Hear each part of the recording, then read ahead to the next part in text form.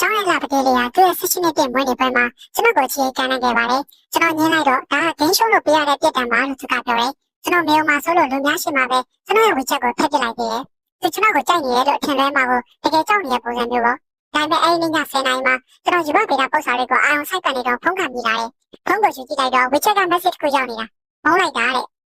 ကျွန်တော်မျက်မှောင်ကျပြီးအဲ့ဒီ message ကိုကြည့်လိုက်တယ်ခဏလောက်စဉ်းစားပြီးဘာမှပြန်ပြောပဲဖုန်းကိုပြန်ချလိုက်ပြီးပုံစံလေးကိုစက္ကန့်နေလိုက်ပါလေအခန်းထဲမှာနိုင်ဝက်လောက်တိတ်ဆိတ်သွားတယ်ကျင်းနေတဲ့ဖုန်းတန်လေးဟာညစ်တကောင်ရဲ့တိတ်ဆိတ်မှုကိုထပ်ပြီးဖြိုဝင်လိုက်ပြန်တယ်မုန်းလိုက်တာဘာလို့လူတွေအများကြီးရှိမှကျမကိုညင်းလိုက်ရတာလဲအဲ့ဒီစကားကိုပြောထားဖို့ကျမဘယ်တော့တက်တိမွေးပြရလဲဆိုတာရှင်းသိလားမုန်းတယ်ယောက်ျားရေရှင်ကကျမကိုနည်းနည်းလေးတောင်မချစ်ဘူးလားနင်းချိုရှင်လုံးသားကတကယ်ရက်ဆက်တာပဲအနည်းဆုံးတော့စဉ်းစားပေးနေတာပေါ့ဝက်ခွဲမြဖြစ်တာမျိုးတော့မရှိပဲစစ်စစ်ညင်းလိုက်တာပဲကျမကဘာတွေညံ့နေလို့လဲဘာလို့တော့တော့မြင်ကပ်နေရတာလဲဘာလို့ခွင့်ရလေးတောင်ပေးတာလဲ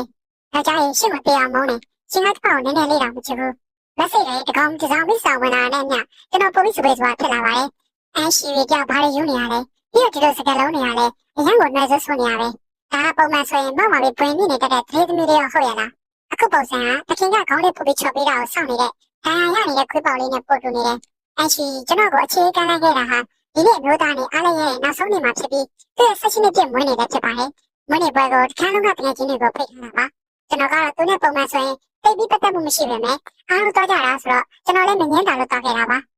အရှိတို့မိသားစုကချမ်းသာတော့စောင်းဝင်နေရအရာရာတိုင်းကအကောင်းဆုံးနေကြပါပဲ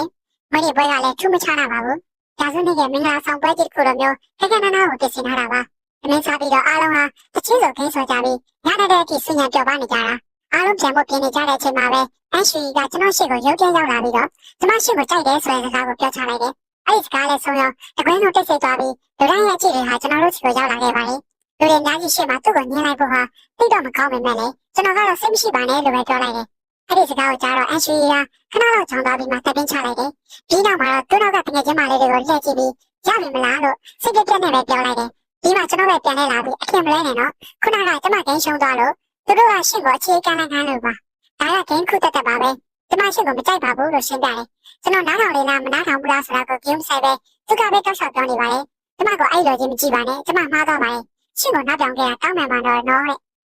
စားတော့ရဲ့ကြောင်းသားကြီးရှင်းပြဘူးလားဒါဆိုရင်ရှင့်ရဲ့ဝေချက်ကိုကျမချက်လိုက်မယ်လေတဲ့သူကဖုန်းကိုထုတ်ပြီးလူတိုင်းရှင်းပါပဲကျွန်တော်ရဲ့ဝေချက်ကိုဖြတ်ပစ်လိုက်တယ်ပြီးတော့ဒါတကယ်ပဲဂိမ်းတစ်ခုပါဆိုတာကိုတက်ပြပြဖို့လူတိုင်းကိုလိုက်တာပြီးတယ်ဆက်စောကြတဲ့စကားပြောပြရတဲ့သူကသူ့နောက်ကတကယ်ချင်းနေတဲ့သူထပ်သွားတော့တာပါပဲကျွန်တော်ပါဝင်လူတိုင်းဟာဒီဖွင့်ပြောမှုကြီးဟာအထင်လဲမှုတစ်ခုလို့ကြုံကြည်သွားကြပြီဒါပေမဲ့အခုဒီ message တွေကပါတယ်လေကျွန်တော်ကအမေတင်ကြတာလေးတစ်ခုပို့ကြည့်လိုက်တယ်ဒါပေမဲ့ပို့လိုက်တဲ့ခဏမှာပဲအမေရဲ့အီဒီယောင်လေးပေါ်လာပါတယ်